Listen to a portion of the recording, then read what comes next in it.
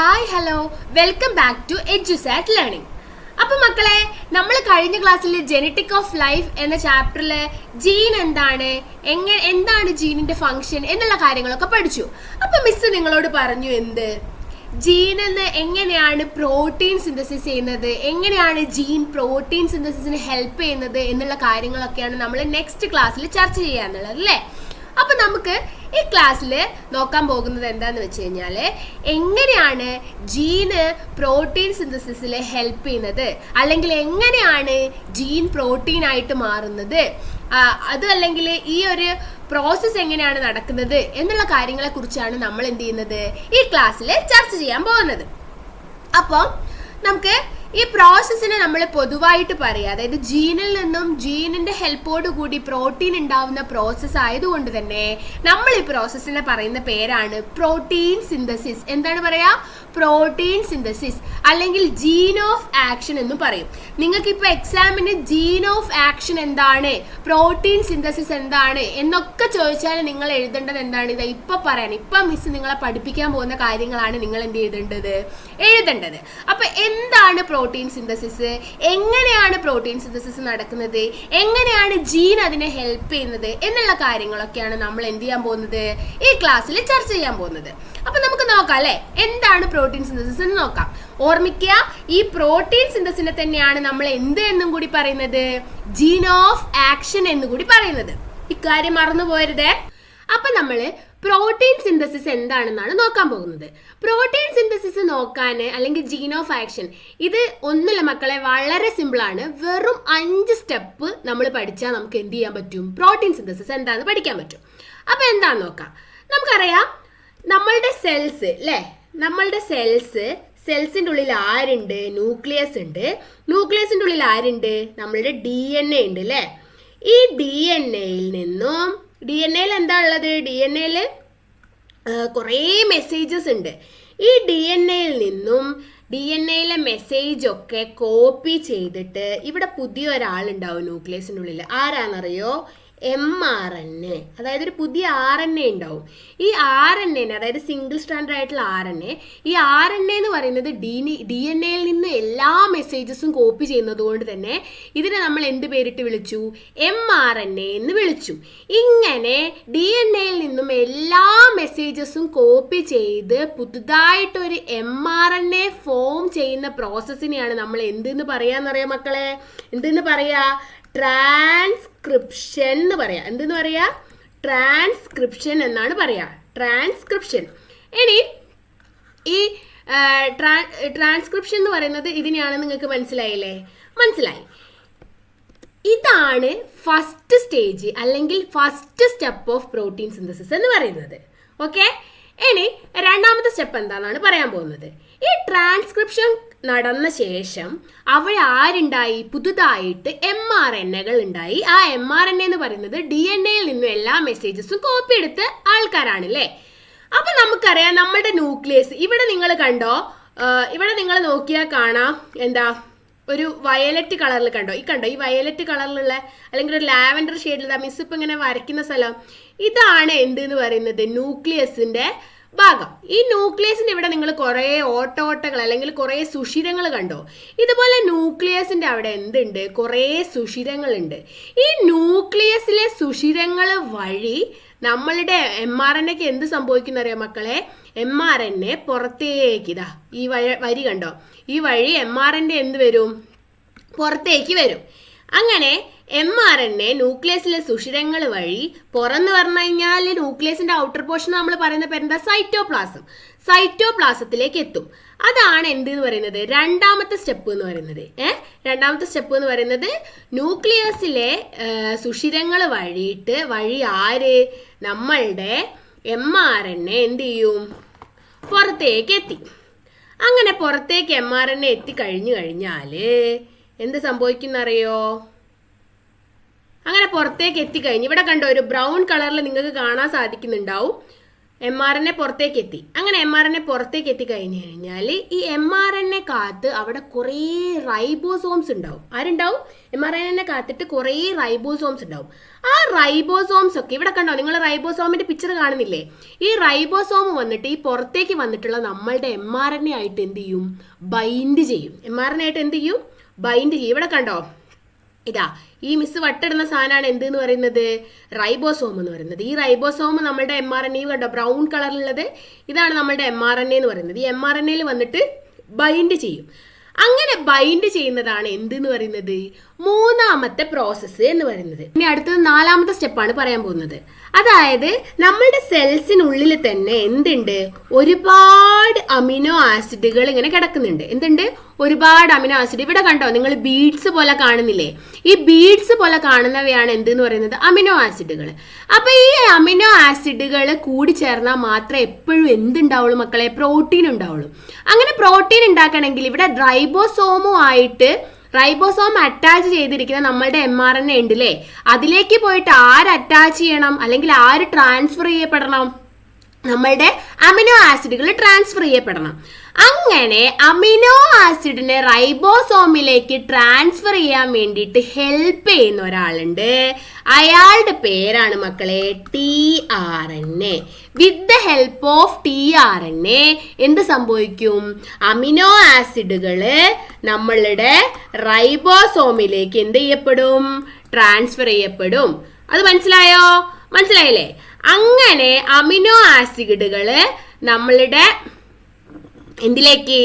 റൈബോസോമിലേക്ക് transfer, അതായത് ribosome അടങ്ങിയിട്ടുള്ള mRNA അങ്ങോട്ടേക്ക് ട്രാൻസ്ഫർ ചെയ്യപ്പെടും. അതിനുശേഷം എന്ത് സംഭവിക്കുന്നു വെച്ച് കഴിഞ്ഞാൽ, പ്രോട്ടീൻ എന്ന് പറയുന്നത് നമുക്ക് എപ്പോഴും അറിയാം എന്താണ്? അമിനോ ആസിഡ് ആണ് പ്രോട്ടീൻ്റെ ബാക്ക് ബോൺ എന്ന് പറയുന്നത്. അല്ലെങ്കിൽ ഇത് ചെയിൻ ഓഫ് അമിനോ ആസിഡ്സ് കൂടി ചേർന്നിട്ടാണ് എപ്പോഴും എന്തുണ്ടാവുന്നത്? പ്രോട്ടീൻ ഉണ്ടാവുന്നത്. അപ്പോൾ ഇതെന്താവണം? ഇത് ചെയിൻ ഓഫ് അമിനോ ആസിഡ്സ് ആയിട്ട് മാറണം. അതിന് വേണ്ടിയിട്ട് ഈ എന്താ പറയുക, ഈ അമിനോ ആസിഡ്സിനെയൊക്കെ റൈബോസോമിൽ കൂട്ടി ചേർത്ത് ഇണക്കി ഒരു ചെയിന് പോലെ ആക്കിയിട്ട് പ്രോട്ടീൻ നിർമ്മിക്കാൻ വേണ്ടിയിട്ട് അവിടെ വേറൊരു RNA കൂടി ഹെൽപ്പ് ചെയ്യുന്നുണ്ട്. ആ RNA പേരാണ് മക്കളെ എന്തെന്നറിയോ? എന്താ RNA പേരെന്നറിയോ? ആ RNA പേരാണ് rRNA. എന്താണ് RNA പേര്? rRNA എന്നാണ് ആ RNA പേരെന്ന് പറയുന്നത്. മനസ്സിലായോ? അതാണ് എന്തെന്ന് പറയുന്നത്? ദ ഫൈനൽ അല്ലെങ്കിൽ ലാസ്റ്റ് ആൻഡ് ഫൈനൽ സ്റ്റെപ്പ് എന്ന് പറയുന്നത്. അങ്ങനെ എന്ത്? The joining of amino acid together and form എന്ത്? നമ്മുടെ പ്രോട്ടീൻ ഉണ്ടാവും. അങ്ങനെ അമിനോ ആസിഡ് ജോയിൻ ചെയ്തിട്ട് നമ്മുടെ പ്രോട്ടീൻ ഉണ്ടാവും. എന്തിൻ്റെ ഹെൽപ്പോട് കൂടി? rRNA അഥവാ റൈബോസോമൽ RNAന്റെ ഹെൽപ്പോട് കൂടി. ഈ പ്രോസസ്സിനെ നമ്മൾ പറയുന്ന പേരാണ് ട്രാൻസ്ലേഷൻ പ്രോസസ്. എന്താണ് പറയുന്നത്? ട്രാൻസ്ലേഷൻ പ്രോസസ് എന്ന്. അപ്പോൾ പ്രോട്ടീൻ സിന്തസിസിന്റെ ഇനീഷ്യൽ സ്റ്റെപ്പ് അല്ലെങ്കിൽ ഇനീഷ്യൽ സ്റ്റേജ് എന്ന് പറയുന്നത് എന്താണ് മക്കളെ? ട്രാൻസ്ക്രിപ്ഷനും, ഇവിടെ കാണുന്നില്ലേ നിങ്ങൾ, ട്രാൻസ്ക്രിപ്ഷനും ഫൈനൽ സ്റ്റേജ് എന്ന് പറയുന്നത് എന്താണ് മക്കളെ? ട്രാൻസ്ലേഷനുമാണ്. അത് മനസ്സിലായില്ലേ? അതായത് ഒന്നുമില്ല, വെരി സിമ്പിൾ പ്രോസസ്സാണ് പ്രോട്ടീൻ സിന്തസിസ് എന്ന് പറഞ്ഞാൽ. എന്താണ് ഫസ്റ്റ് പ്രോസസ്സ് എന്ന് പറയുന്നത്? എന്താ മക്കളെ? ഫസ്റ്റ് പ്രോസസ്സാണ് ട്രാൻസ്ക്രിപ്ഷൻ. ട്രാൻസ്ക്രിപ്ഷൻ എന്ന് പറഞ്ഞു കഴിഞ്ഞാൽ mRNA is formed from a specific nucleotide sequence of അല്ലെങ്കിൽ gene in DNA with the help of various enzymes. The mRNA contain messages for protein synthesis. എന്തുണ്ടാവും? mRNA DNA-യിൽ നിന്ന് ഉണ്ടാകുന്ന പ്രോസസ്സ്, അതായത് DNA-ന്റെ മെസ്സേജസ് ഒക്കെ കോപ്പി ചെയ്ത് mRNA ഉണ്ടാകുന്ന പ്രോസസ്സിനെയാണ് നമ്മൾ സിമ്പിളായിട്ട് ട്രാൻസ്ക്രിപ്ഷൻ എന്ന് പറയുന്നത്. ഇവിടെ നിങ്ങൾ കണ്ടോ, മിസ് കൊടുത്ത ഡയഗ്രം കണ്ടോ? DNA-യിൽ നിന്ന് എന്താവുന്നു? DNA-യിൽ നിന്ന് നമ്മളുടെ mRNA ഉണ്ടാവുന്നു. ആ പ്രോസസ്സാണ് ട്രാൻസ്ക്രിപ്ഷൻ. അതാണ് ഫസ്റ്റ് പ്രോസസ്സ് എന്ന് പറയുന്നത്. അതേപോലെ അങ്ങനെ ട്രാൻസ്ക്രിപ്ഷൻ നടന്നു കഴിഞ്ഞു കഴിഞ്ഞാൽ എന്ത് സംഭവിക്കും? അവിടെ ഉണ്ടായിട്ടുള്ള mRNA, ഇത് നിങ്ങളുടെ ടെക്സ്റ്റിലുള്ള പിക്ചറാണ്, ഇത് ശ്രദ്ധിക്കണേ. ഇത് എക്സാമിന് എപ്പോഴും ചോദിക്കുന്നതാണ്. അടയാളപ്പെടുത്താൻ അല്ലെങ്കിൽ നിങ്ങൾക്ക് ഈ പിക്ചർ തന്നിട്ട് A-B എന്നുള്ള ഓപ്ഷൻ തന്നിട്ട് അടയാളപ്പെടുത്താൻ ചോദിക്കും, അല്ലെങ്കിൽ ഈ പിക്ചർ വരയ്ക്കാൻ ചോദിക്കും. ഒന്നും അല്ലെങ്കിൽ ഇത് നിങ്ങളോട് ഫ്ലോ ചാർട്ട്, ഈ 5 സ്റ്റെപ്പ് വെച്ചിട്ട് ഫ്ലോ ചാർട്ട് എഴുതാൻ പറയും. വളരെ ഇമ്പോർട്ടൻ്റ് ആയിട്ടുള്ള ക്വസ്റ്റ്യൻ ആണ്. അതുകൊണ്ട് എല്ലാവരും ശ്രദ്ധിച്ചിരിക്കുക. അപ്പൊ എം ആർ എൻ എ ഉണ്ടായ ശേഷം അത് നമ്മുടെ ന്യൂക്ലിയസിലെ സുഷിരങ്ങൾ വഴി പുറത്തേക്ക് വരും, അല്ലെങ്കിൽ പോർസ് വഴി പുറത്തേക്ക് സൈറ്റോപ്ലാസത്തിൽ എത്തുകയും സൈറ്റോപ്ലാസത്തിലുള്ള റൈബോസോമുമായിട്ട് അത് കൂടിച്ചേരുകയും ചെയ്യും. അതാണ് മൂന്നാമത്തെ സ്റ്റെപ്പ് എന്ന് പറയുന്നത്. അങ്ങനെ സൈറ്റോപ്ലാസത്തിൽ റൈബോസോമുമായിട്ട് കൂടിച്ചേർന്ന് കഴിഞ്ഞാലും നമ്മളുടെ സെല്ലിൽ എന്തുണ്ട്? അമിനോ ആസിഡ്സ് ഉണ്ട്. ഈ അമിനോ ആസിഡ്സും എന്ത് ചെയ്യണം? ഈ റൈബോസോമുമായിട്ട് കൂടിച്ചേരും. അല്ല, ഈ അമിനോ ആസിഡ്സിനെ എന്ത് ചെയ്യും? നമ്മളുടെ tRNA എന്ന് പറഞ്ഞിട്ടുള്ള RNA അല്ലെങ്കിൽ ട്രാൻസ്ഫർ RNA അമിനോ ആസിഡ്സിന് എന്ത് ചെയ്യും? റൈബോസോമിലേക്ക് ട്രാൻസ്ഫർ ചെയ്യുകയും അങ്ങനെ അത് റൈബോസോമിൽ എത്തുകയും ചെയ്യും. റൈബോസോമിൽ എത്തിക്കഴിഞ്ഞു കഴിഞ്ഞാൽ ഈ അമിനോ ആസിഡ്സിന്റെ ചെയിൻ ഫോം ചെയ്താൽ മാത്രമേ ഇത് എന്താ പറയുക, അമിനോ ആസിഡ്സ് എല്ലാം ജോയിൻ ചെയ്തൊരു ചെയിൻ പോലെ ആകും. അങ്ങനെയാണ് പ്രോട്ടീൻ ഫോം ചെയ്യുക. അതിനു വേണ്ടി ഹെൽപ്പ് ചെയ്യുന്ന ആളാണ് എന്ത്? റൈബോസോമൽ RNA എന്ന് പറയുന്നത്. ഈ റൈബോസോമൽ RNAന്റെ ഹെൽപ്പിങ്ങോട് കൂടി amino acids join together and form എന്താ? പ്രോട്ടീൻ. അങ്ങനെ പ്രോട്ടീൻ ഉണ്ടാവും. ആ പ്രോസസ്സിനെയാണ് നമ്മൾ എന്തെന്ന് വിളിച്ചത് മക്കളെ? ട്രാൻസ്ലേഷൻ എന്ന് വിളിച്ചത്. ഇതാ tRNA അഥവാ transfer RNA carry specific amino acid to the ribosome based on the message in the mRNA that has reached the ribosome from the nucleus. The rRNA അഥവാ ribosomal RNA which are part of ribosomes combine amino acid to make protein. മനസ്സിലായില്ലേ? ഇതാണ് എന്തെന്ന് പറയുന്നത്? Translation എന്ന് പറയുന്നത്.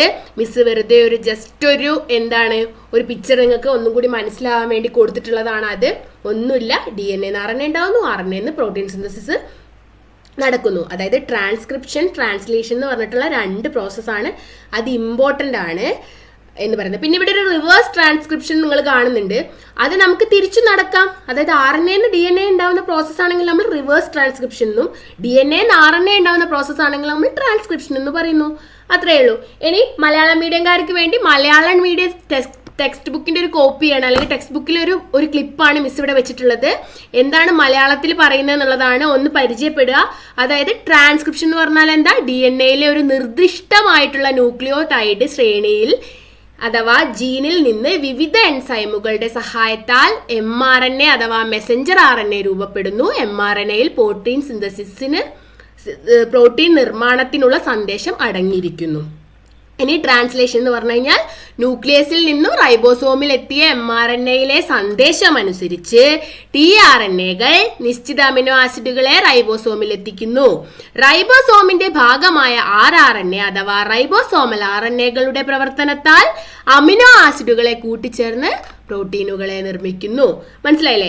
Miss ഇപ്പൊ പറഞ്ഞ same കാര്യങ്ങൾ തന്നെയാണ്. ഇനി മറ്റൊരു ഇമ്പോർട്ടൻ്റ് ആയിട്ടുള്ള കാര്യം എന്ന് പറയുന്നത് ഇതിന്റെ സ്ട്രക്ചർ ആണ്. നമ്മൾ 3 type of RNA പഠിച്ചൂലേ? ഏതൊക്കെയാണത്? mRNA, tRNA, rRNA. അങ്ങനെ 3 ടൈപ്പ് ഓഫ് RNA ആണ് നമ്മൾ പഠിച്ചിട്ടുള്ളത്. അതില് mRNA എന്ന് പറഞ്ഞു കഴിഞ്ഞു കഴിഞ്ഞാൽ എന്താണ് മക്കളെ? DNA-യിൽ നിന്നും മെസ്സേജസ് കോപ്പി ചെയ്തിട്ട് വരുന്ന RNA-കളെയാണ് നമ്മൾ mRNA എന്ന് പറഞ്ഞത്.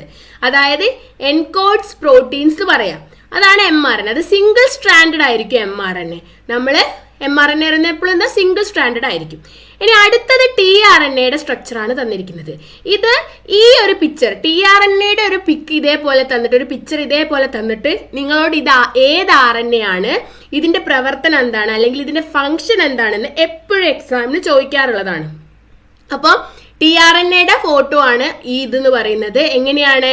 ഒരു നേരെ ഇങ്ങനെ ഒരു വര വന്നിട്ട് എന്താ ഇങ്ങനെ 2 നമ്മളുടെ എന്താ പറയുക ഡമ്പലൊക്കെ പോലെ 3 ഡമ്പൽ ഇങ്ങനെ കൂടി ചേർന്നാൽ എങ്ങനെ ഉണ്ടാവും? ആ ഡമ്പലിൻ്റെ ഇടയിൽ എന്തുണ്ട്? ഒരു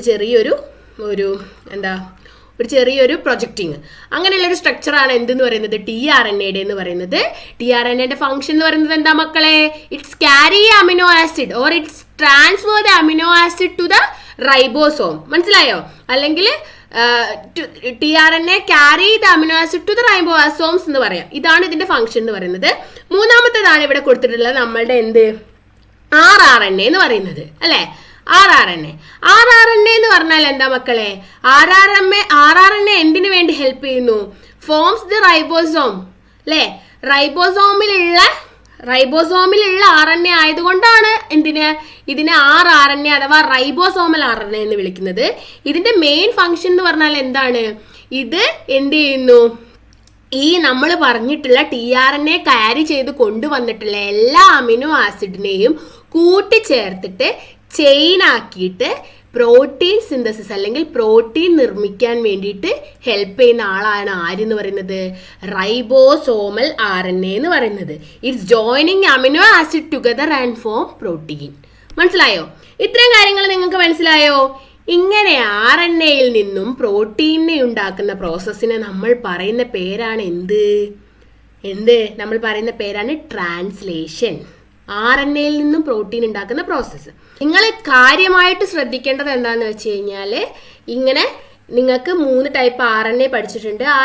ആ RNAയുടെ സ്ട്രക്ചർ അല്ലെങ്കിൽ ആ RNAയുടെ ഫോട്ടോസ് തന്നിട്ട് അല്ലെങ്കിൽ അതിൻ്റെ ഒരു പിക്ചർ തന്നിട്ട് നിങ്ങളോട് ചോദിക്കും ഇത് ഏത് തരം RNA ആണ്, ഇതിൻ്റെ ഫങ്ഷൻ എന്താണ്, ഇതെങ്ങനെയാണ് പ്രോട്ടീൻ സിന്തസിസിൽ പങ്കെടുക്കുന്നതെന്നൊക്കെ ചോദിച്ചാൽ നിങ്ങൾക്ക് എഴുതാൻ പറ്റണം. അതിന് വേണ്ടിയിട്ടാണ് മിസ് ഇവിടെ ഓരോ RNAൻ്റെയും ഫോട്ടോ കൊടുത്തിട്ട് കൃത്യമായിട്ടുള്ള കാര്യങ്ങൾ പറഞ്ഞിട്ടുള്ളത്. ഇത് നിങ്ങൾക്ക് ഡിഫറൻഷിയേഷൻ നടത്താൻ വേണ്ടി പറ്റണം. അത് എല്ലാ പ്രാവശ്യവും എക്സാമിന് ചോദിക്കുന്ന ഇമ്പോർട്ടൻ്റ് ആയിട്ടുള്ള ക്വസ്റ്റ്യൻ ആണ്, മറന്നു പോകരുത്. tRNA പ്രത്യേകിച്ച് 2 മാർക്കിന് ഈ സ്ട്രക്ചർ തന്നിട്ട് നിങ്ങളോട് ഇത് ഏത് RNA ആണ്, ഇത് എന്താണ് ഇതിൻ്റെ ഫങ്ഷൻ എന്നുള്ളത് കൃത്യമായിട്ട് എപ്പോഴും ചോദിക്കുന്ന ക്വസ്റ്റ്യൻ ആണ്. അതാരും വിട്ടുപോകരുത്. അപ്പോൾ ഓക്കെ അല്ലേ?